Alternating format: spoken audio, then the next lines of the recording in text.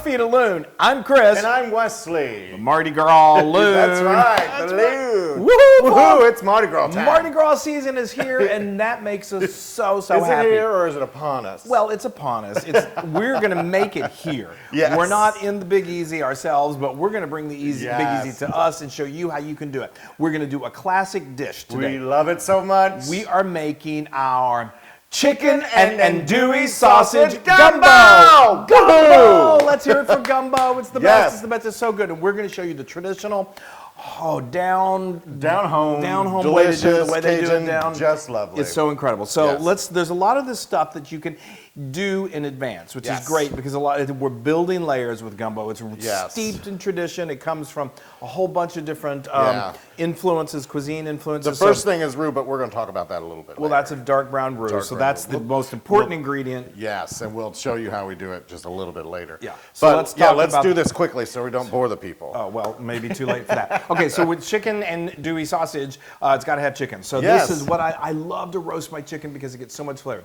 So we've got three large bone-in, skin-on, split chicken breasts, and I just got some oil, and I brushed some oil over there. To that, we added some we added some salt, some freshly ground pepper, and then some Cajun seasoning. If you don't have Cajun seasoning, you can't get it. I've given you an alternative in the recipe card. Just look at that. Wonderful. And you flipped them over and did the same thing. Flipped them over, did it again, and then put them back so they're skin side up on a baking sheet in a baking rack. Put them in the oven at 350 degrees Fahrenheit for 50 minutes or until the internal temperature of that chicken breast reaches 165 degrees. 165, folks, 165. Fahrenheit. 50 minutes should do it, but what we like to get our little instant read thermometer, stick it in there, and just make sure that we got 165. Right. And then didn't you just take off the skins? And then I pulled off the skin, gave it to you so you could eat it. And then I just pulled that meat off after it's cooled off, and then you get a knife and just, nice big chunks. Yeah, look at these chunks. I mean, this is gumbo. I mean, look at these chunks, not these chunks. Yeah, look at who you're talking to. Okay, so let's talk about the chicken. Yeah, let's talk about this andouille sausage. So andouille sausage is it's kind of a little bit of a spicy sausage that's super common in Cajun Creole type. So good, and it's getting him to not eat it is the biggest trick. So it's very easy to find, but if you can't find it, and it's smoked, so it's really usually it's what we call for is smoked. You sometimes find it uncooked, then you're going to need to cook it first. Yes, but look for smoked, and just slice it into little medallions, about 12 ounces. And we like to take a nice skillet, put a little bit of oil in there, and then let me just, I don't want we're getting to that in a moment. And then it's like I said, it's already cooked, but if you kind of char it up a little bit, it just intensifies the flavor. It's so good. If you can't find andouille, just any kind of smoked sausage will do. It's still going to be loaded. Then you took your slotted spoon and pulled them out of there. I took a spoon because we want to keep it's going to render some fat, oil. And the oil is great because we're going to use it for these bad boys. This okra. Is okra, which again is very traditional in southern United States cooking, especially down in Louisiana. So good. You can use fresh, or you can use frozen. Frozen will totally work here. Now you may see whenever you've cooked with okra, there's what people call like the little slimy effect.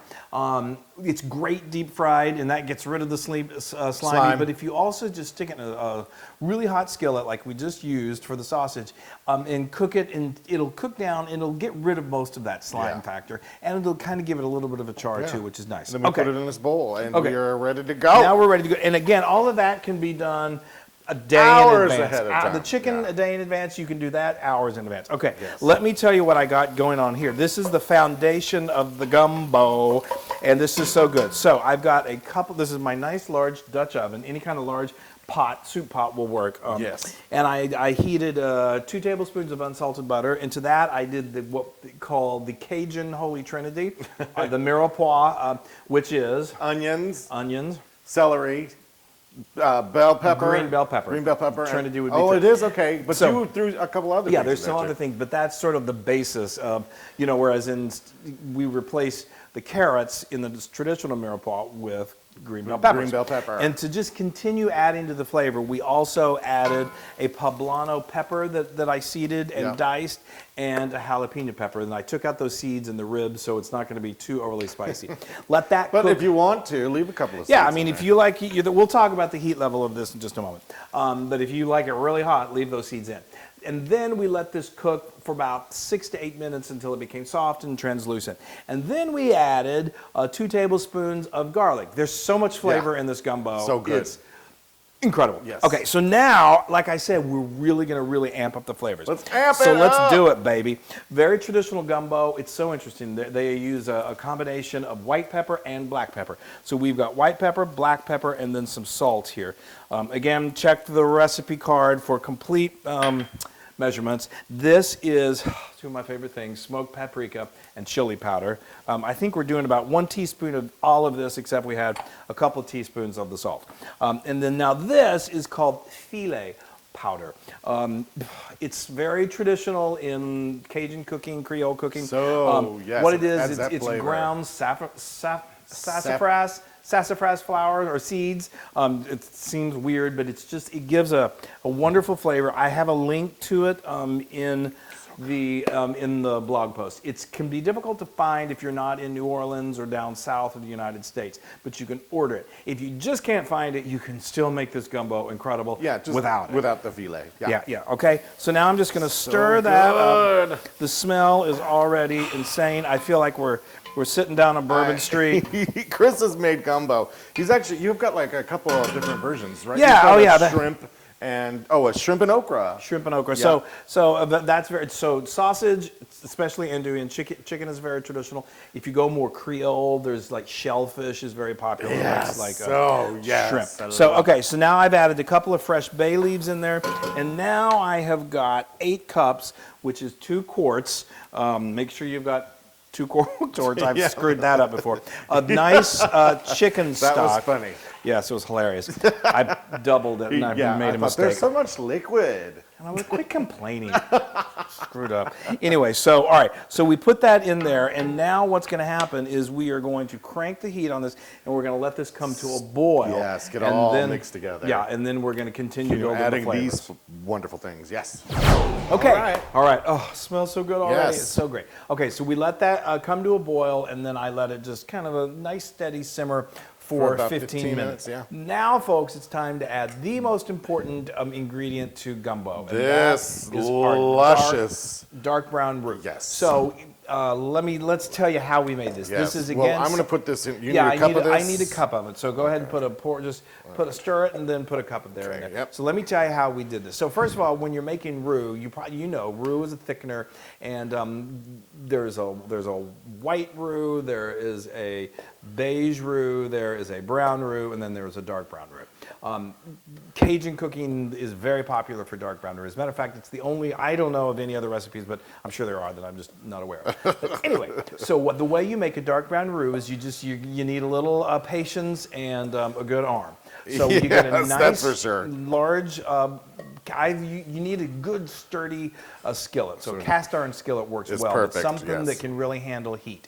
And you're going to put 3/4 cup of oil. Vegetable oil works. You could do butter, but I go with oil. And put that in there. And then you're going to put a cup of flour into the oil. And then you've got this over medium heat. And then just use a whisk is really important because you want this to continue. You want to whisk as you go because it's really important that as this flour continues to cook and really start to change colors, that you're continuously stirring it because it'll get really hot and you don't want that flour to catch on fire because that could happen. You can't. So you have to stir.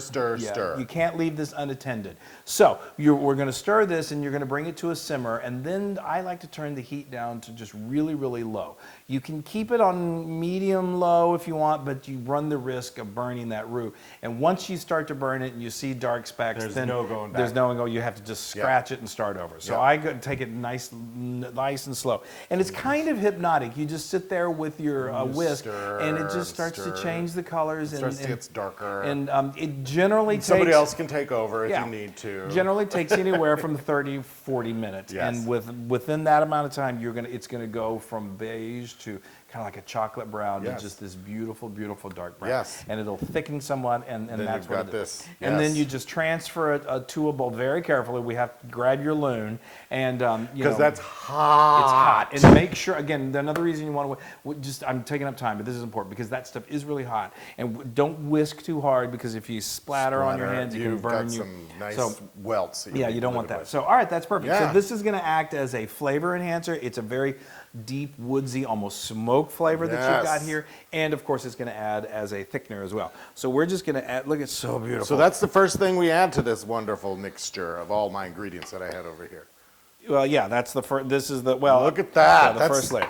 Like a pasty deliciousness. It's just, I don't know how it would taste right now if I stuck my finger in it. Well, yeah, wait till it all has to, Gumbo is a gathering of all different kinds of influences, styles, and cuisines and all, so you got to bring it all together. Okay, so now we're going to let this simmer for another 30 minutes, and then we'll go back and start adding in these things. Yeah! Okay. Oh my gosh. It so great. smells like a Cajun kitchen. It does. It does. So you can see. So the roux is doing its trick. It's this isn't going to make it like a thick gravy like when you use roux because but it just gives it a nice velvety texture and it's fantastic. Hand me the chicken. My ingredients are slowly going away. They're all coming together. Okay, so now we're doing this really flavorful chicken. Now. You may be wondering, well, why don't you add the sausage in now too? You can, and some people do, but the sausage, because it's very flavored and as it cooks, it's going to definitely impart some flavor. So that's why I feel like if you do it too long, it just becomes you get too much of that, and it really changes the basic structure and taste of the gumbo. Really? So I do that in the last 30 minutes, but this chicken is going to cook and just absorb all these wonderful flavors. So now this is going to go for another 30 minutes. So while you're here, you don't have to stay here constantly like we did with the roux, but the roux, there was, as you remember, there was oil that we put in there. Yep. And that, as this simmers and it cooks, that oil is going to just naturally begin to separate. Yeah. And it will rise to the top. So it's we've only been doing this now for we're about an hour into it. But you'll begin to see, little just little pockets of it, and just whenever you scoop it up, just grab a spoon and just kind of scrape it, scoop it up and skim it is what we call it. And as it gets further into the cooking, you'll see a little bit more, and you can get more of that off. And technically, your gumbo is done when there's no more oil that's rising out. So as long as you get whatever is visible, you should be good. All right. Okay. Oh my gosh.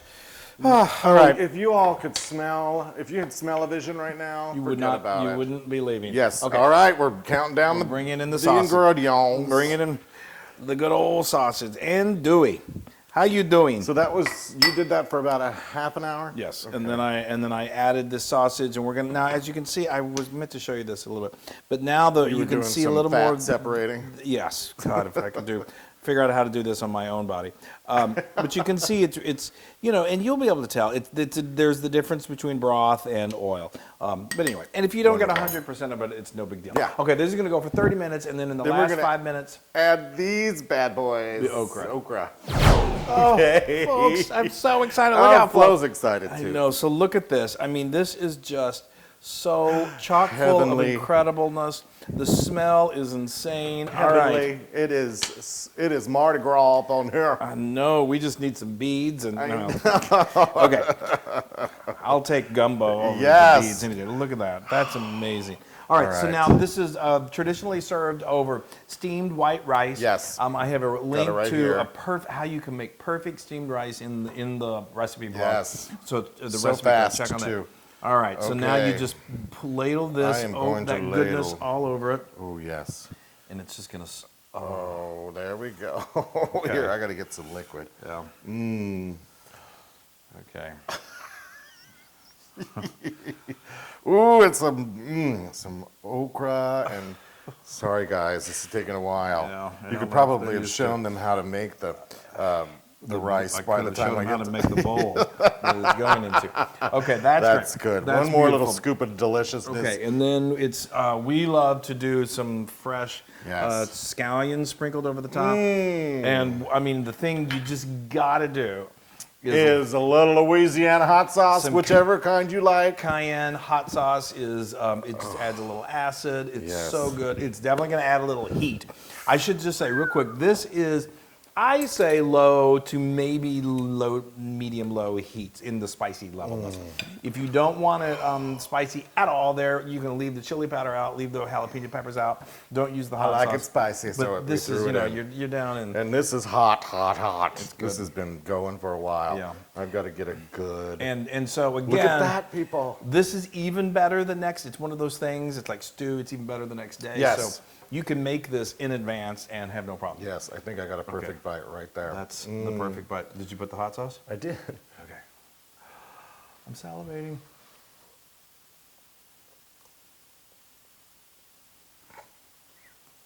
Crazy.